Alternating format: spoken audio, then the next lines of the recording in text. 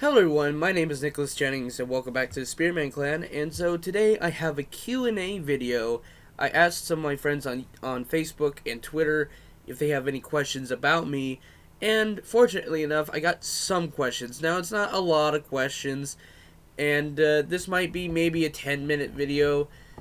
I hope so anyway. So let's get right down to it. The first question comes from a person named William, and his thoughts. His question is, my thoughts on himself. Now I am friends with this person, William. I'm not going to disclose his last name due to privacy issues. But you know, it's hard to really give thoughts on a person because you don't really know what the triggers are going to be. Um, but I sometimes I thought of him as kind of a jokester, and I think that's kind of what he was uh, throughout most of the time. But then at other times he seemed like a nice person to be around. Um, and sometimes he does go for a harassment route, and it's not a bad harassment. It's just more of like a jokey kind of harassment where he's like, he'll tell the same jokes to people or something like that. But in other words, that's just my thoughts on him. And then let's see here. Let me find another. All right. And then he also writes, "What are my thoughts on the Lord of the Rings?" The Lord of the Rings movies. Now, it's been a while since I've seen them. Um, Now, I watched the director's cut and the extended editions of these films, and all I can say for those is like it's overly drawn out, but yet it's also faithful to the books. I would say there is some parts that they plugged in there, and there's some parts that they plugged out of there. Um, and I think it's one of the most treasured trilogies amongst Back to the Future, Indiana Jones, and especially Star Wars: The Original Trilogy. And I haven't really watched them in a long while, so I'll have to rewatch them. And then my thoughts on the new Hobbit trilogy. Um, I'm going to, I'm actually gonna save that one. I am going to give my thoughts on it, but I'm going to be doing a review series for it, for the Hobbit. If I can figure out how to do certain things with the review itself, and I would like to do a shot for shot, um, kind of a commentary on it. But that's about it. And my thoughts on the Hobbit trilogy. I liked the first one. The second one was, and then the third one to me was just god awful. Now that's not to say that they are going to be releasing the entire trilogy um, to theaters, and they're going to have extended cuts. And the last one is supposed to be rated R because of its extension. And because of the extension, there's supposedly some stuff that's going to make it rated R. And, I'm actually up for maybe a Lord of the Rings rated R. That would be actually pretty cool to see a rated R version of these movies. But yeah, I still have this opinion on Battle of the Five Armies that it's over bloated. It takes a lot of the time to get to things where they need to be. Um, had some bad design choices with like the Dwarf King, and especially like he's he's CGI. Come on, you could clearly see that he was CGI. Whereas like the movies before it that predated it, the Lord of the Rings, all had practical makeup, and they decided to just go with CGI for this character when they could have just done makeup with it and shrink them down or something like that. And I can understand the harsh reality of, budget cuts and trying to go with, a more cheap route, but it just looked so fake to me.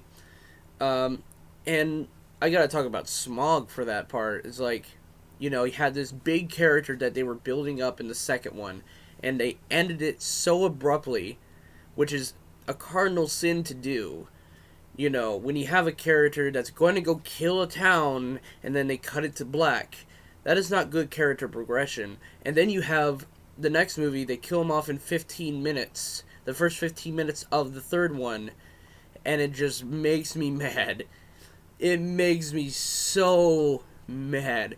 I mean, look, if you look at the case with Darth Vader in the original trilogy, you know, you don't just like his arc is just all three movies. They don't cut like let's say in Empire Strikes Back, they cut his arc in half.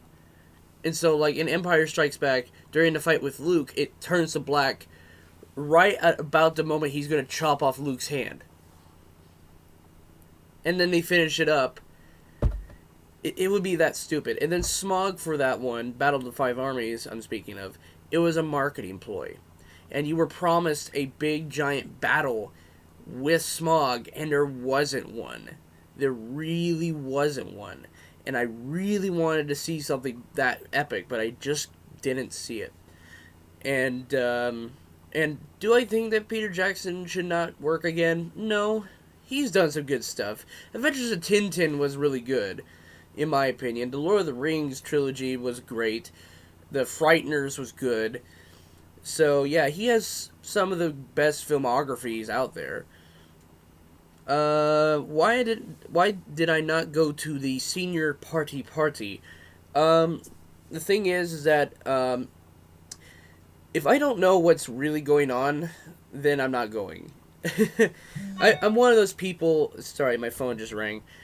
I'm one of those people that that wants to know like what's all going to be entailed. So like if I'm planning a trip, say, I want to have everything itinerarized in a sort of fashion. Like what's all going to happen during this week. So I look forward to some of the things, and without knowing anything of what was going to be there, I had no concept of what it was. Now, and also I couldn't drive, for one. I just got my driver's permit last month, which is sad for an 18-year-old, but it's common for most. But like, and also I didn't know where it was going to be. So, you know, no one gave me the information of where it was going to be. I probably would not have gone if there was alcohol involved. You know, I'm just not that kind of guy. I know I'm a fun guy outside. It's just that I'm not that kind of a partier. You know, my idea of a party is, you know, getting a thing of root beer and sitting at a table playing board games with my friends, or playing video games, or watching a movie with my friends. Those are the type of things I party to. What I don't party to is, like, you know, alcohol and all the things like that. I don't do that kind of stuff. And I'm not religious. I'm not blaming it on religious beings. So I'm not religious on this point. It's just me, myself, and what I personally like. You know, I personally like parties where it has, you know, games, like board games, and you just sit around and you talk about, you know, the things you like. And I know it's kind of boring, but I'm more used to a traditional party rather than, like, a crazy party. It probably would have been fun. I'll say that to the least. And I know I probably might lose my virginity due to it, but I don't care. It's past. It's past. I look to the future.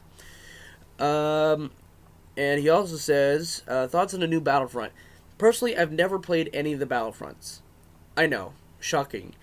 But Battlefront, the new Battlefront looks really great. I just hope that it lives up to the name of the Battlefront, because I know there's fans out there. I know there's people I know that love the Battlefront series that will tear this apart if it is bad.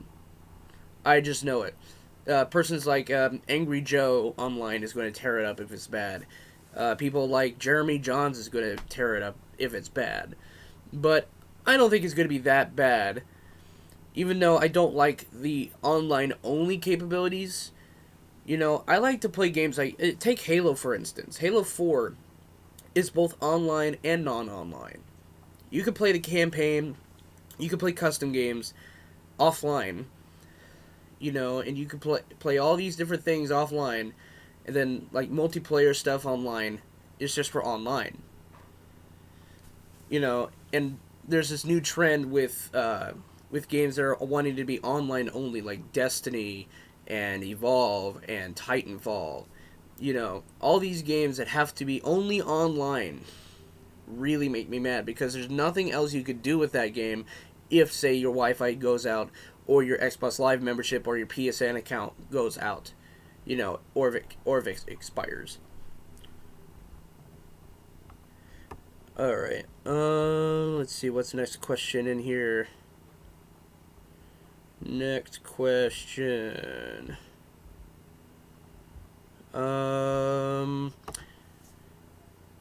Thoughts on Mr. Tanner?